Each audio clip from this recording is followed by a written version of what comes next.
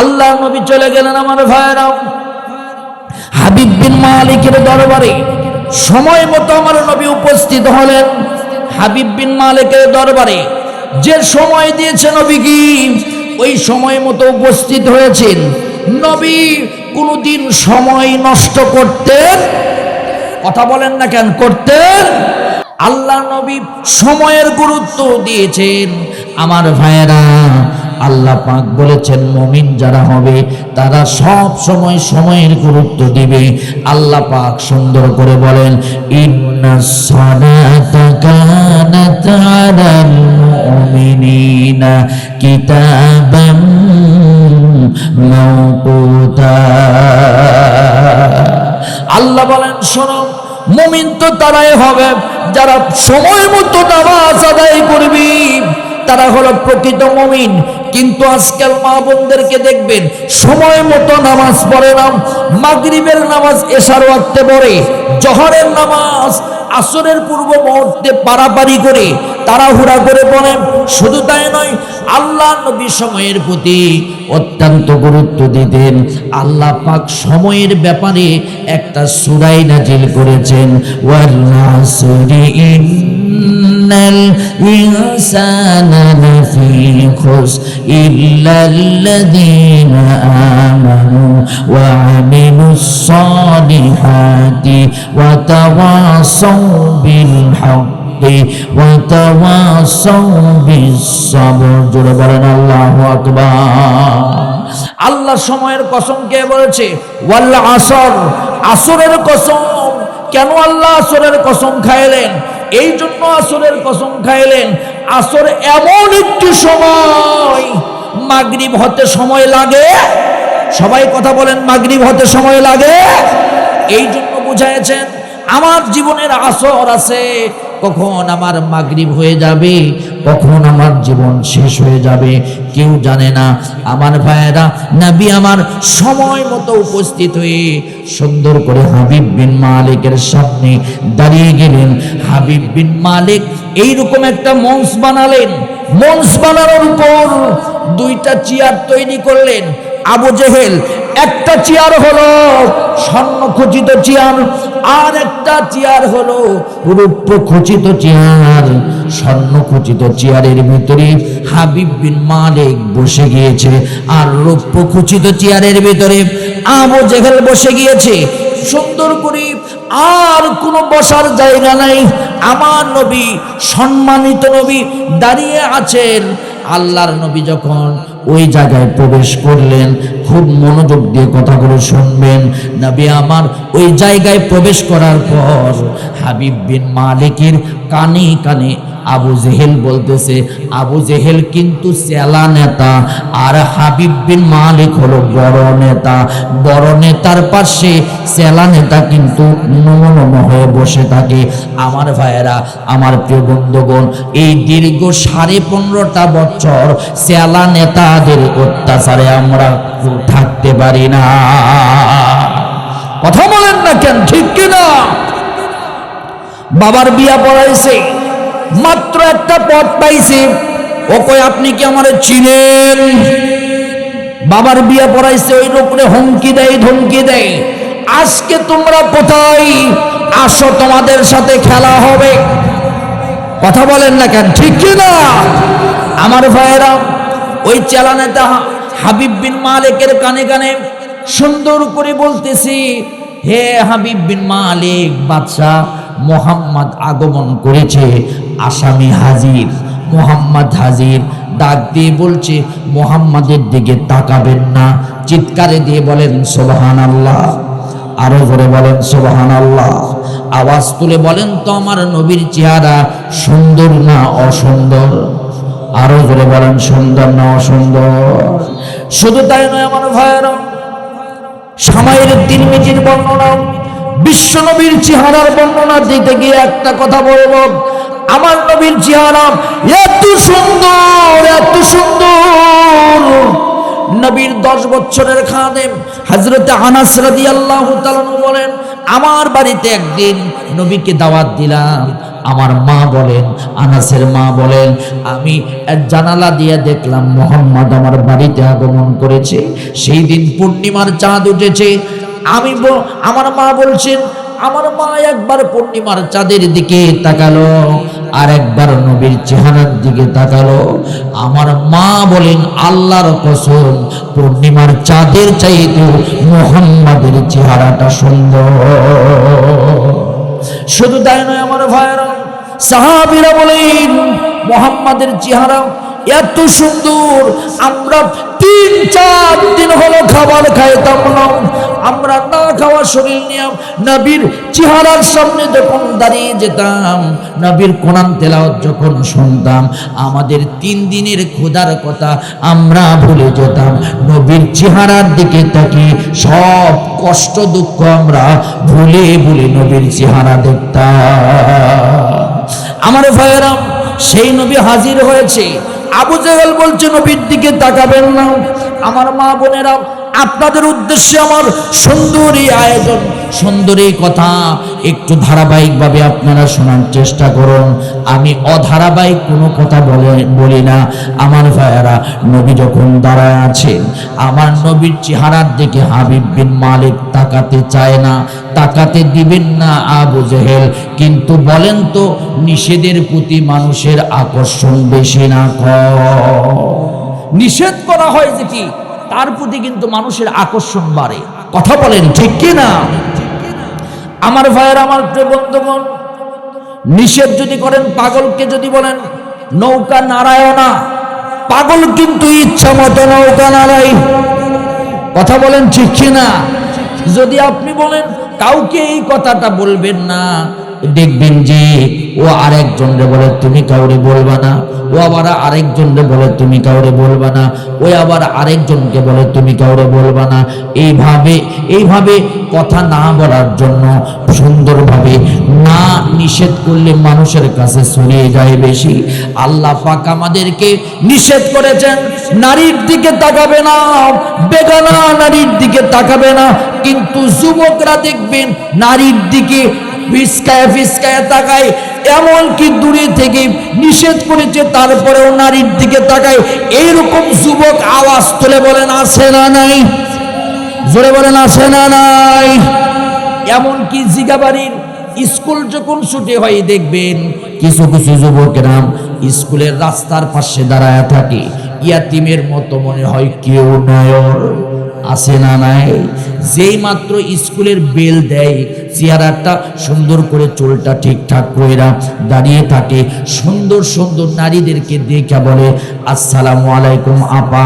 কিন্তু ওই যুবক দেখবেন ইমাম সাহেবকেও সালাম দেয় না, বড়দেরকেও সালাম দেয় না, কিন্তু সুন্দরী সুন্দরী নারীদেরকে দেখে সালাম দেয়। এইরকম যুবক বাংলাদেশে আছে না নাই? ওই নারীর পিছে দেখবেন, ওই মহিলার পিছে দেখবেন অনেক দূর ছুটে যায়, আবার গানও গায়। এরকম যুবক আছে না নাই? কি গান গায়? ওই তোমাকেই চাই, শুধু তোমাকেই চাই, আর কিছু জীবনে পাইবা না পাই। আছে না নাই? তো কথা বলেন না ভাই, আছে না নাই? আমার ভাইয়েরা, আপনারা আওয়াজ তুলে বলেন তো, আজকের মাহফিল থেকে আমরা কারে চাই? সবাই বলেন আমরা কাকে চাই? হাত তুলে বলেন রমজানের আগে আমরা কাকে চাই? আমরা আল্লাহকে চাই। এই জন্য আমরা বলবো আল্লাহ তোমাকে চাই, শুধু তোমাকে চাই, আর কিছু জীবনে পাইবা না পাই।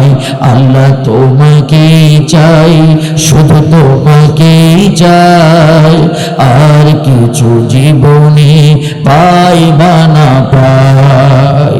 আল্লাহ যদি কারো হয়, গোটা দুনিয়া তার, আর আল্লাহ পাক যার, গোটা পৃথিবীর সব তার। সুবহানাল্লাহ বলেন।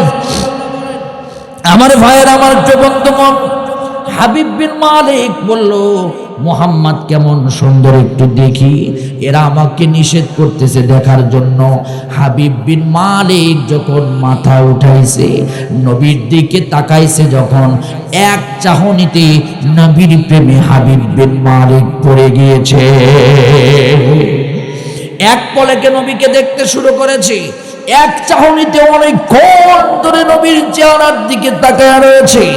আমার ভাইয়েরা, আস্তে আস্তে কিছুক্ষণ পর নবীর দিকে থেকে পলকটা ফালানোর পর হাবিব বিন মালিক বলছে, এই দিকে সামনে আসো, আগায় আসো। দেখবেন কাউরে যখন কেউ ভালোবাসে দেখবেন সামনের দিকে টানে। আল্লাহ নবী সামনে আসলেন। হাবিব বিন মালিক বললেন, হে মুহাম্মদ, তোমার চেহারা দেখে আমি তোমার প্রেমে পড়েছি। সুবহানাল্লাহ বলবেন না? যে হাবিব বিন মালিক কি ভাড়া করে নিয়ে এসেছে আবু জেহেল নবীকে দুনিয়ার জমিন থেকে বিদায় করে দেওয়ার জন্য বিদেশি চক্রান্ত করেছে, আন্তর্জাতিক অপরাধ ট্রাইব্যুনাল বানাইছে, বিদেশি লোক দিয়া আন্তর্জাতিক ট্রাইব্যুনাল বানাইছে আল্লামা সাঈদীকে হত্যা করার জন্য, এই দেশের শীর্ষস্থানীয় আলেমদেরকে হত্যা করার জন্য। কিন্তু সময়ের ব্যবধানে আন্তর্জাতিক অপরাধ ট্রাইব্যুনালে এখন ওরাই পইরা ওদের বিচার হচ্ছে। আমার ভাইয়ের, আমার প্রিয় বন্ধুগণ, যেই দিন আন্তর্জাতিক ট্রাইব্যুনাল গঠন করেছিল, আল্লামা সাঈদী সাহেবকে উঠিয়েছিল। উঠানোর পর মিথ্যাভাবে সাক্ষী দিয়া আল্লামা সাঈদী সাহেবকে ধর্ষক বানিয়েছিল। সেই দিন তার বড় ছেলে নাম হলো রাফিক বিন সাঈদী, যার আলোচনা আপনারা অনেকে শুনেছেন, অনেক মানুষ তার আলোচনা শুনেছেন, বাবার মতো সুন্দর আলোচনা পেশ করত। এই রাফিক বিন সাঈদী যখন শুনেছে আল্লামা সাঈদী সাহেবকে সারা পৃথিবীর কোরআন প্রচারক আল্লামা সাঈদীকে ধর্ষক বানাইছেন, সেই দিন রাফিক বিন সাঈদী বলেছে, শয়তানেও এই কথা বিশ্বাস করবে না, আমার বাবা একজন কোরআনের খাদেম, তাকে এই বেঈমানেরা আজকে ধর্ষক বানাইছে। এই চিন্তা করতে করতে ওই ট্রাইব্যুনালের ভিতরে আল্লামা সাঈদী সাহেবের বড় ছেলে রাফিক বিন সাঈদী স্ট্রোক করে দুনিয়ার জমিন থেকে বিদায় নিয়েছে। আমার ভাইয়ের, আমার প্রিয় বন্ধুগণ, বিশ্বনবী আল্লাহ নবীর চেহারার দিকে হাবিব বিন মালিক তাকানোর পর বলছে, এত সুন্দর মুহাম্মদ, তোমার প্রেমে পড়ে গিয়েছি। এইবার আবু জেহেল চিন্তা করে, কাম সারা, যাকে আমি নিয়ে আসলাম দুনিয়া থেকে বিদায় করে দেওয়ার জন্য মুহাম্মদকে, সেই থেকে আজকে মুহাম্মাদের প্রেমে পাগল হয়েছে, মুহাম্মদ তাকে জাদু করেছে। আবু জেহেল ভাবত মুহাম্মাদুর রাসূলুল্লাহ বড় ধরনের কোন জাদুকর, কিন্তু না, আল্লাহর নবী হলো এই পৃথিবীর শ্রেষ্ঠ মানুষ মুহাম্মাদুর রাসূলুল্লাহ। আল্লাহর নবীকে হাবিব বিন মালিক প্রশ্ন করতেছে, আমি তোমাকে দুইটা প্রশ্ন করব, তুমি কি সত্য নবী কিনা? রাসূল বলছে, হ্যাঁ, আল্লাহ পাক এই পৃথিবীতে নবী করে আমাকে প্রেরণ করেছেন। আল্লাহ পাক বলেন, ইয়া আইয়ুহান নাসু ইন্নী রাসূলুল্লাহি ইলাইকুম জামিআ, এই পৃথিবীর সব মানুষদের নবী আমি। হাবিব বিন মালিক বলছে, দুইটা প্রশ্ন করব, যদি তুমি দুইটা প্রশ্নের উত্তর দিতে পারো আমি কালেমা পড়ে মুসলমান হব। আমার সাথে যে 12,000 সৈনিক আছে, এই 12,000 সৈনিক কালেমা পড়ে মুসলমান হবে। নবী বলছে, কি প্রশ্ন বলেন? বলছে, তুমি নাকি চাঁদকে দুই খণ্ডিত করতে পারো, আঙ্গুলের ইশারা দিয়ে তুমি নাকি চাঁদকে দ্বিখণ্ডিত করেছ। আবু জেহেল আমাকে গল্প শোনাইছে, বলছে, হ্যাঁ, আল্লাহ পাক এই পৃথিবীতে আমাকে অসংখ্য মুজিজা দিয়েছে, তার ভিতরে সবচাইতে বড় মুজিজা হলো আল্লাহর কোরআন, 2 নাম্বার মুজিজা হলো আল্লাহ পাক আমাকে এই পৃথিবীতে আঙ্গুলের ইশারা দিয়ে আমার চাঁদকে দ্বিখণ্ডিত করার শক্তি আমার আল্লাহ আমাকে দিয়েছিলেন। আল্লাহ পাকের ইশারাতে আমি আঙ্গুলের ইশারা দিয়ে আমি চাঁদকে দ্বিখণ্ডিত করে আবু কুবাইস পাহাড়ের উপরে দুইটা খণ্ড ফেলে দিয়েছিলাম। বলছে দুইটা প্রশ্নের উত্তর দিতে পারলে কালেমা পড়ে মুসলমান হয়ে যাব। আমার মা বোনেরা লক্ষ্য করে শুনুন, আমার ফুলছড়ির বাবাজিরা কোনদিন আসতে পারবো কিনা জানি না আপনাদের মাঝে। ও জিগাবারের মুসলমান, এই কোরআন কি কিতাব, এই কোরআনে কারিমের কি মুজিজা। আল্লাহ পাক এই কোরআন আমাদেরকে কেন দিয়েছেন? মাহে রমজানে আমাদেরকে আল্লাহ পাক এই কোরআন কেন নাজিল করেছেন? তাহা মা আনজালনা আলাইকাল কুরআনা লিতাশকা। এই কোরআন আমাদেরকে দিয়েছেন আল্লাহ পাক সুন্দর করে পড়ার জন্য, কষ্ট দেওয়ার জন্য নয়। আমার ভাইয়েরা, আমার প্রিয় বন্ধুগণ, খুবই মনোযোগ দিয়ে শুনবেন। হাবিব বিন মালিক বলছে, আমার এক নাম্বার প্রশ্ন হলো সূর্য এই মুহূর্তে দুপুর বেলা, আমার ভাইয়েরা একটুখানি মনোযোগ দিয়ে শুনুন। এই মুহূর্তে দুপুর বেলা সূর্য মাথার উপরে, এই সূর্যকে আঙ্গুলের ইশারা দিয়ে তোমাকে নামাইতে হবে। আমার ফুলছড়ির মুসলমান, আওয়াজ তুলে বলেন তো, সূর্য হুকুম মানে কার? আরো জোরে বলেন কার? সূর্য আমাদের কথা মতো কিন্তু ডুবে যায় না, সূর্যেরও একজন মালিক আছে। আওয়াজ তুলে বলেন তো তিনি কে? আল্লাহর কথা মতো সূর্য ওঠে, আল্লাহর কথা মতো সূর্য ডুবে। কিন্তু আজকে আমরা আল্লাহর বান্দা, আল্লাহ পাক আমাদেরকে অসংখ্য নিয়ামত দিয়েছেন, কিন্তু আমরা এই নিয়ামতগুলো খেয়ে আল্লাহর শুকরিয়া কিন্তু আদায় করি না। আমার ভাইয়েরা বলছে, এই সূর্যকে এই মুহূর্তে ডুবাইয়া দিতে হবে, চাঁদকে উঠাইয়া দিতে হবে, আবার আঙ্গুলের ইশারা দিয়া চাঁদকে তুমি দুই খণ্ডিত করে দিবা। দ্বিখণ্ডিত করার পর ওই চাঁদ দুইটা, ওই চাঁদের দুই টুকরা তুমি তোমার হাত পাতায় দিবা। ওই হাতের ভিতরে ওই দুই টুকরা চাঁদের অংশ তোমার হাতের ভিতরে পড়ে যাবে। ওই হাতের ভিতরের চাঁদকে তুমি তোমার আস্তিনের ভিতরে দিয়া, তোমার জামার ভিতর দিয়া তুমি তোমার শরীরের ভিতরে প্রবেশ করায় দিবা। এরপরে তুমি আবার ইশারা দিবা তোমার এই ঘাড়ের উপর দিয়া, ওই দুই খণ্ডিত চাঁদ, দুইটা টুকরা চাঁদের অংশ তোমার এই ঘাড়ের উপর দিয়ে বের হয়ে মাথার উপরে গিয়া দুইটা টুকরা এক জায়গায় হয়ে যাবে, তারপরে আকাশের উপরে উঠে যাবে। যদি তুমি এই কাজটা করতে পারো, আমি কালেমা পড়ে মুসলমান হয়ে যাব। আওয়াজ তুলে আমার আজকের জিগাবারের মুসলমান, আওয়াজ তুলে বলেন তো, কাজটা সহজ না কঠিন? জোরে বলেন সহজ না কঠিন? আরো জোরে বলেন সহজ না কঠিন? অনেক কঠিন। বলছে ঠিক আছে আলহামদুলিল্লাহ। এরপরে কি প্রশ্ন?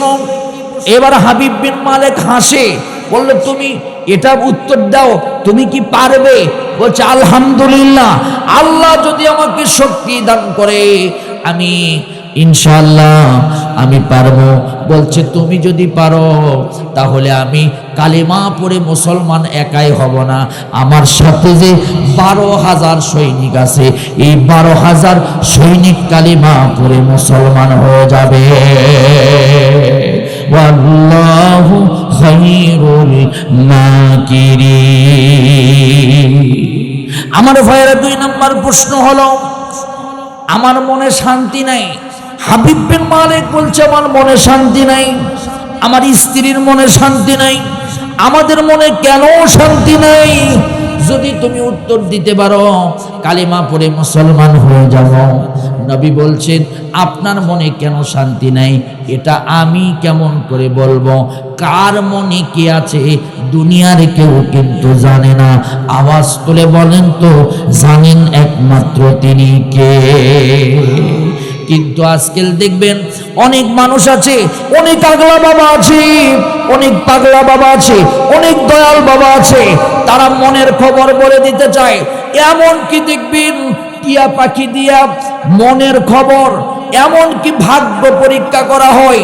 ট্রেনের ভিতরে দেখবেন আমার ভাইয়েরা, ট্রেনের ভিতরে কিছু কিছু জট বাবা আছে, পাগল আছে, ওরা গিয়া বলে এই যুবক তোর হাতটা দে, তোর ভাগ্য পরীক্ষা করব।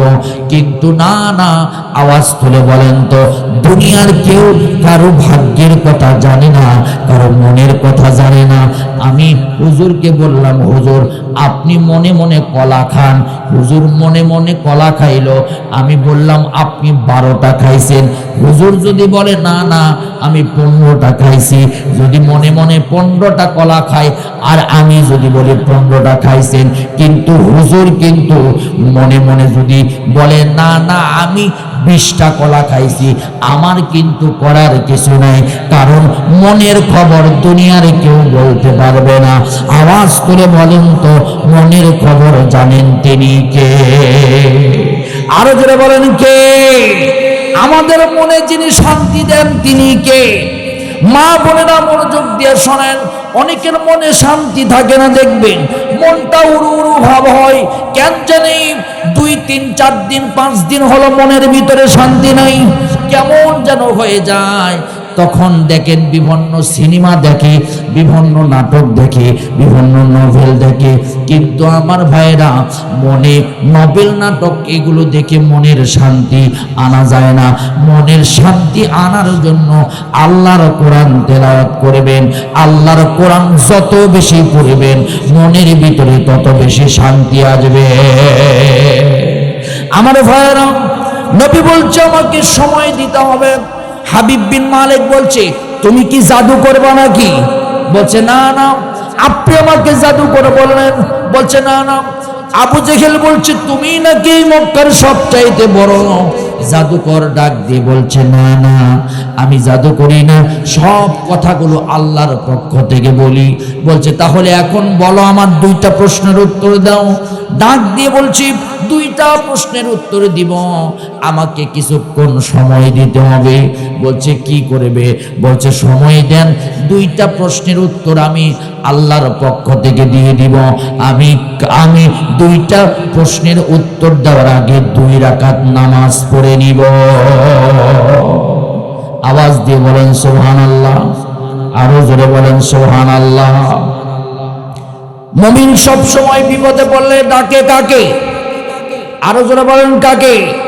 মুমিন সুখে থাকলে ডাকবে কাকে? মুমিন সব সময়ের জন্য একজনকে ডাকবে, তিনি হলেন আল্লাহ।